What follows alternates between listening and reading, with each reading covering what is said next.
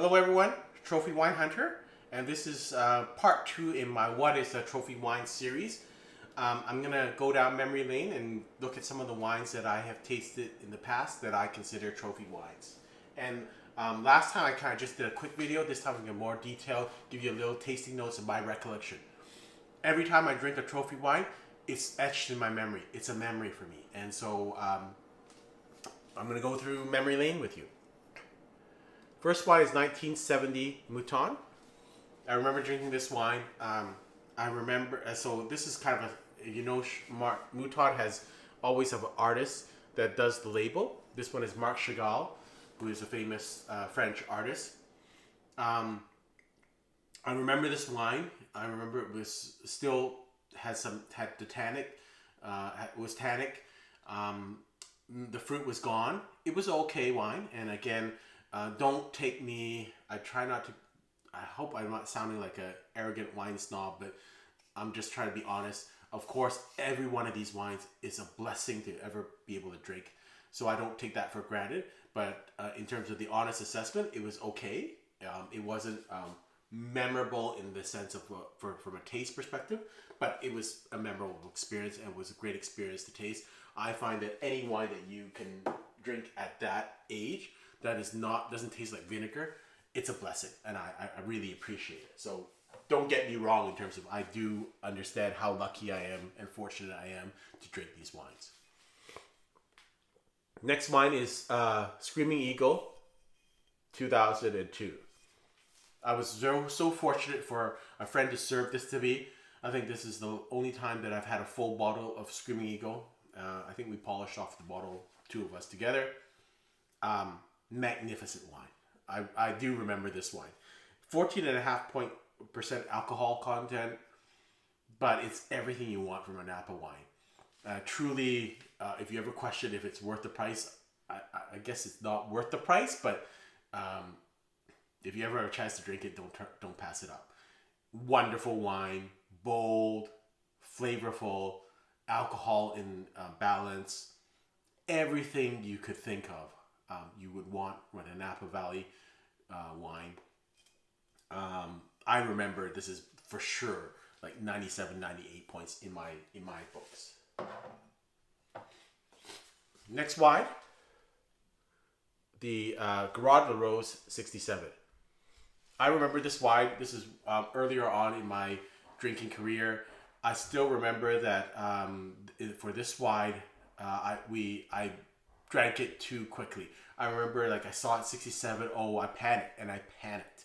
So I remember we had 10 people together. I had them all sitting down together.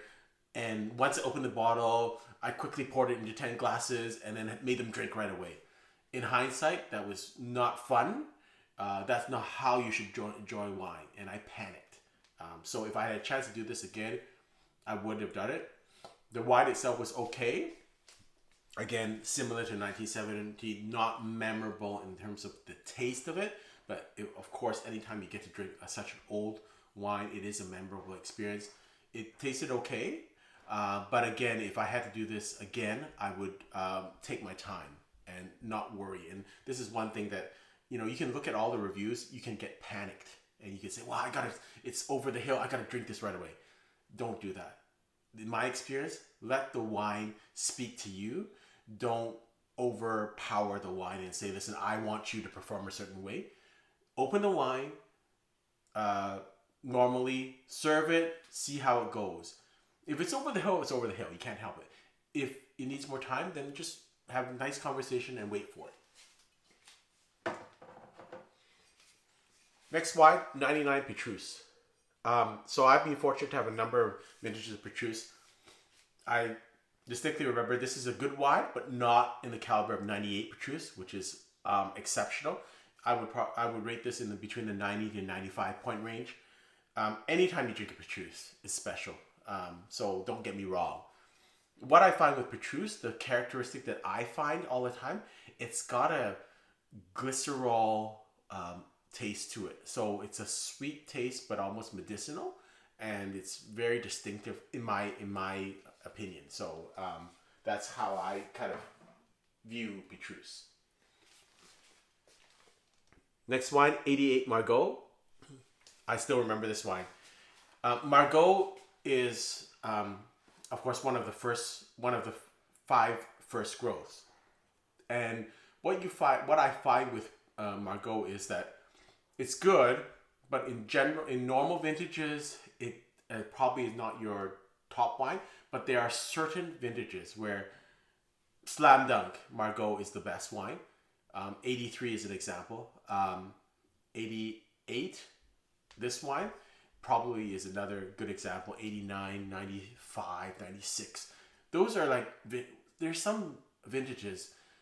Margot is a standout. And it really, the reason being it's so aromatic, it's so balanced, it's so encompassing, it's so complete. And so this is one of the ones, I still remember this wine all these years. This is 93 DRC Echezeaux. Again, I remember this as an experience that I, earlier on in my career, I think I drank this about 4 years ago, panicked. And again, this is my message to you. If you have old wines, don't panic. I read the reviews. This is over the hill. It's supposed to be over the hill. I panicked. And we drank this. I opened it. I think we drank it within an hour.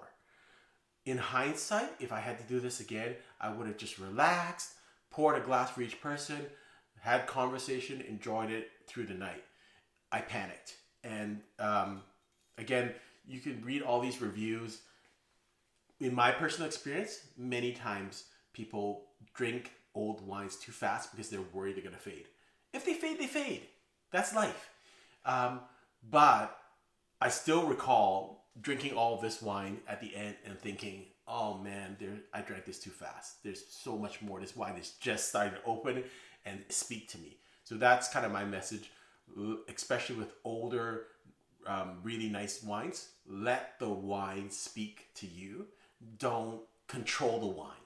Don't put your own preconceived ideas on the wine and say, well, Robert Parker says I got to drink it. So, no, let the wine speak to you. Let the wine do that, and don't be afraid to, because every bottle might be a little different. The critics might be different. They might have drank it at a different time period. So don't take that as a Bible, okay? 88 Palmeira. Again, if you're going to drink Margot region, to understand Margot region, I think there's 2 wines you must drink. One is Chateau Margaux, one is Chateau Palmeira. Chateau Palmeira nowadays is making exceptional wines. It doesn't matter what vintage. I think I would say at least from 2010 onwards, it doesn't matter. Every vintage of Palmeira is great. And so, previously there were hit and miss vintages. 88 was not a miss vintage. It was a hit vintage. And again, with the 88 Margaux, exceptional wine. I still remember that, and that's why I kept this bottle.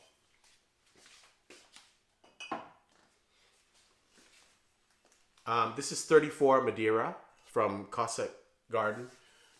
I remember this is the first bottle of my Madeira I drank correctly. And by meaning drinking correctly, Madeira needs to air at least 1 day per decade. So I just had this recently, I think 2 years ago. So that means I aired it out 8 days. And so what I found with previous vintages of Madeira that I drank, I again pop and opened, and that was the incorrect way of drinking it. If you do that, it'll be very, very acidic, like searing acidity, almost like plum juice, like with someone pouring some vinegar in it. It's not that pleasant. If you air it out correctly, it will get some nuttiness, an almond characteristic, and almost like plum sauce or plum juice. So it's kind of nice. So again, that's the key with the Madeira. If you're drinking old Madeira, you have to air it, let it air out at least a day per decade.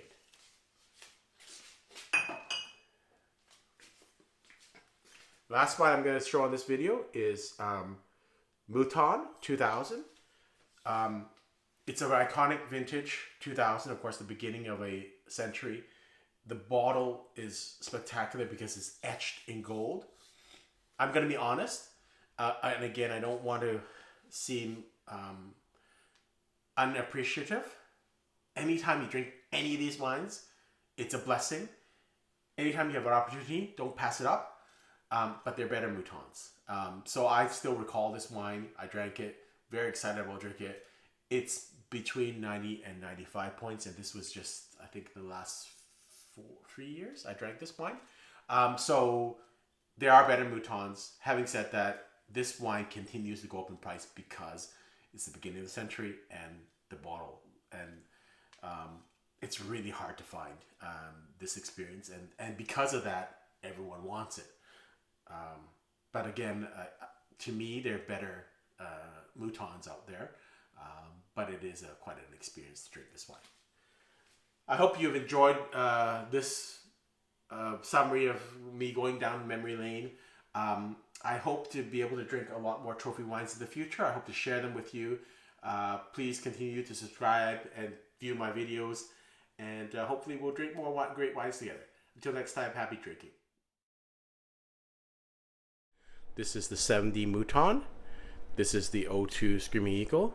This is the 66 Gruaud Larose. I said 67. Sorry, I forgot the vintage. The 99 Petrus. The 88 Chateau Margaux. The 93 DRC Echezeaux. The 88 Chateau Palmeira. The 1934 Cossart Garden Madeira, Bual Madeira, and the 2000 Chateau Mouton.